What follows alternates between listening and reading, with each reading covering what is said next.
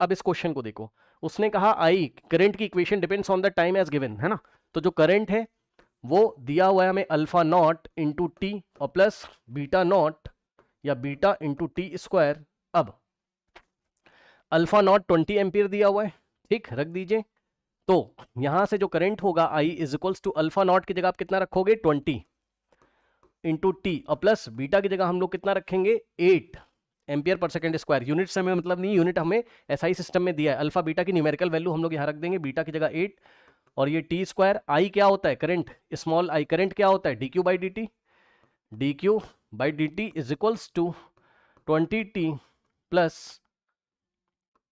8t square. Cross multiplication कराओगे तो D Q is equals to 20t और plus 8t square और ये dt उधर चला जाएगा, ठीक।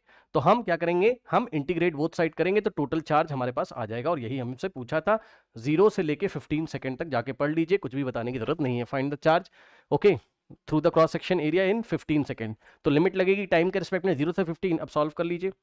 20t का इंटीग्रेशन कितना होता है, यहां करके दिखा दे रहा हूं। Integration of 20t with respect to t, तो 20 बाहर आ जाता और इंटीग्रेशन t dt हो जाता, ठीक।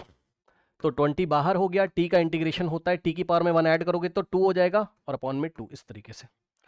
तो अगर आप देखते तो अब देखिए 2 1 जा 2 और 2 10 जा, तो ये आ जाता कितना 10t स्क्वायर, ठीक है। तो इस पोर्शन का इंटीग्रेशन कितना आ रहा है 10t स्क्वायर और प्लस 8t स्क्वायर का इंटीग्रेशन कितना हो जाएगा 8t स्क्वायर का इंटीग्रेशन ऑफ 8t स्क्वायर अगर आप करते 8 पहले बाहर आ जाता, integration T square D T, इसका इंटीग्रेशन। तो 8 इंटू टी का इंटीग्रेशन, पावर में 1 ऐड करेंगे, टी स्क्वायर में पावर में 1 ऐड करेंगे तो 3 अपॉन में 3, तो ऐसा आ जाता, यानी कि आ जाता 8/3 इंटू टी का क्यूब। तो इसका आता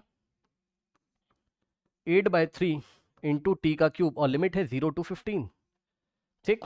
अब क्या करेंगे, upper limit minus lower limit, मतलब इस पूरे फंक्शन में जहां जहां टी पहले 15 रखिए तो हो जाएगा 10 इंटू टी की जगह 15 तो 15 का स्क्वायर और plus 8 divided by 3 into T का क्यूब यानी कि 15 का क्यूब यानी कि 15 इंटू 15 इंटू 15 करते,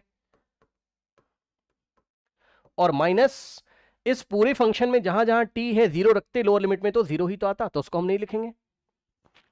अब कूलॉम में आंसर हमारे पास आएगा 3 1 जा और 3 5 जा। तो यहां से अगर आप सॉल्व करोगे तो हो जाएगा, देखिए 15 का स्क्वायर 225, 225 इंटू 10 225 इंटू 10 2250 और प्लस 8 5 जा हो गया 40 और प्लस 15 इंटू 15 प्लस नहीं इंटू, कैलकुलेशन आप लोग कर सकते हो, 8 5 जा 40 15 इंटू 15 225, ठीक। तो इसको अगर आप सॉल्व करेंगे 2250 और प्लस 40 इंटू कितना था भाई, प्लस 40 इंटू 225, तो 40 इंटू 225 अगर करते तो आता 9000, ठीक। तो ये हो जाएगा 9000 2000 11250 कूलॉम, ठीक, 11250 coulomb. Option B is the correct answer. Next